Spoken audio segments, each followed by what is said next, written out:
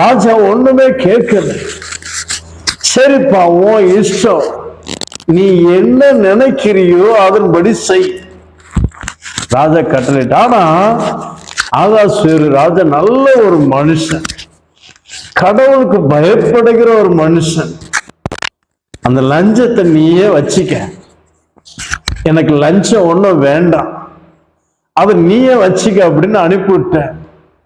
எனக்கு அருமையான தேவனுடைய பிள்ளை, அப்படி லஞ்சம் வாங்காத ஒரு தேவ பிள்ளைகளாக இருப்போமானால், லஞ்சம் வாங்காத கடவுளுக்கு பயப்படுகிற பிள்ளைகளா இருப்போமானால், லஞ்சம் வாங்காத கடவுளுக்கு பயப்படுகிற ஒரு அமைச்சராக, ஒரு மந்திரியாக நாம் இருப்போமானால், இந்த தேசத்தை நாம் சரியாக கையாள முடியும்.